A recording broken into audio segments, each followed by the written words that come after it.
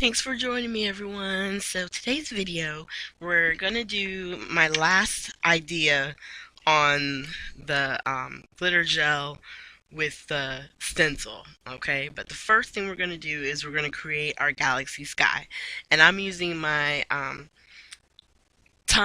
is it Tombi karaoke? Oh God, I can't say that name, and I think it's unfair that we have to. But it's the pan watercolors, and they're really a lot of fun to use. And the best part about creating um, galaxy skies is that you can do whatever color combination you want. If you want hints of purple, yellow, some green mixed in, the only thing you want to be worried about is making sure you're not creating muddy puddles, which can happen, like right there where I added the yellow and it kind of hit the purple. That could wind up, just really turning more muddy. Obviously, if you can, keep it colors together that are going to make a color. So, like your yellow and blue to give you different shades of green, or like the pink and blue so you get a different variation on the purple. Stuff like that if you can. So, as I put it down on some of the ink, I was using my heat tool to kind of, dry it some, help it dry. Now on this one, I didn't wet the paper first. I'm just putting down my colors straight to the water cardstock, watercolor paper, basically. And there's so many different brands out there. Really and truly, if you're just playing around, I think you can get a student grade color watercolor paper and be fine. It's usually cheapest and inexpensive because you're just going to be playing around. Now, if you really want to step it up, notches, they have some really expensive watercolor paper. I don't suggest it if you're just playing around, unless you're really wanting to do some serious watercolor lessons or projects, then I would just stick with the student grade. Okay, and then anywhere where there's pools of color that you don't really want it to pull up, then just use a paper towel or a napkin or a tissue to kind of get up some of those colors, okay? So I'm letting most of this dry, and I use my heat tool. And on this first one, I'm just going into the black watercolor paint. It's at the bottom of this. I think I got the 36 pan as far as the watercolors. And what I like about this is you don't want it to be completely solid. Like, you're not looking for black acrylic paint where nothing would be bleeding through.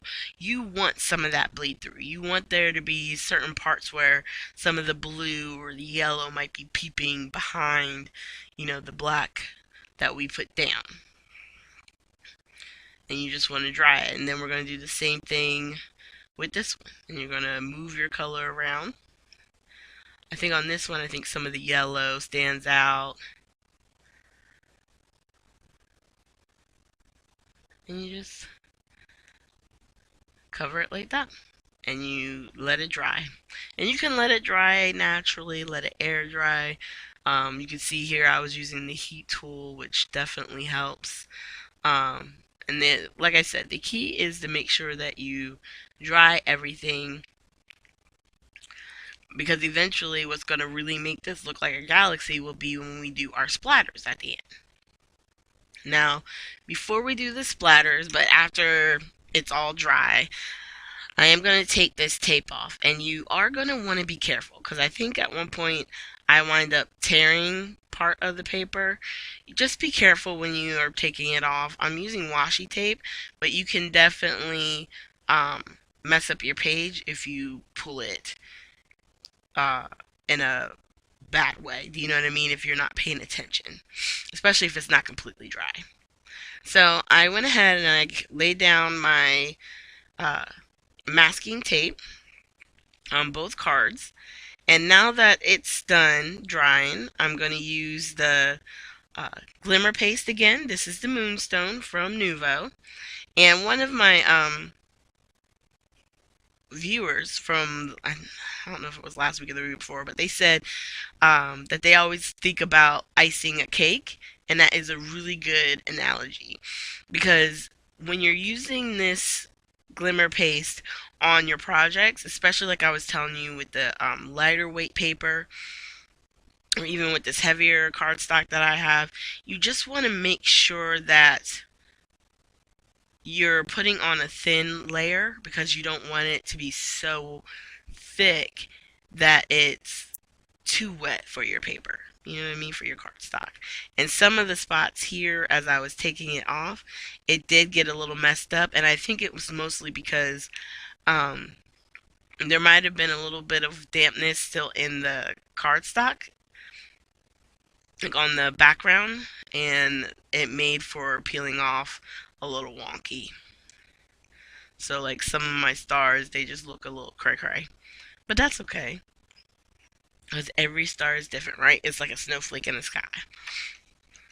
So now I'm just getting, I had a Tim Holtz, and I have it right here. It's the mica spray in the pewter.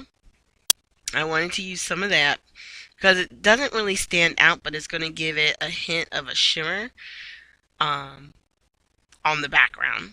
And then we're going to take the white picket fence, the stress ink, and we're going to splatter all over. And that's really what turns it into the galaxy looking paper. And then on the added bonus with this one, you also have this glimmer paste, which to me, it's amazing because it was black, like with a little bit of color peeking through. But a lot of that black was on the surface, and these stars almost look like they're yellow or they have some type of a color tint to it. And this moonstone is clear.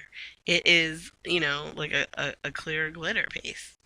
But it turned out really, really pretty. And here I'm showing you the finished cards. There are sentiments. You are my sun, my moon, and all of my stars. And then the other sentiment that we have is I love you to the moon and back, I believe. You'll see that one coming up next. Yeah, I love you to the moon and back. And I just think they came out fun. I mean, you can really do a whole lot with this, with the different background techniques, and really never tire. So don't think this is completely done. It's done for right now, but we may be going back to some of this, okay? So thank you guys so much for joining me. Make sure you hit the like, subscribe, and share button. All links for scrapbookingwithme.com will be listed down below, including the Facebook pages. And then I'm going to have links to the previous card techniques that we've been working on. Thank you guys so much, and I hope you have a great day.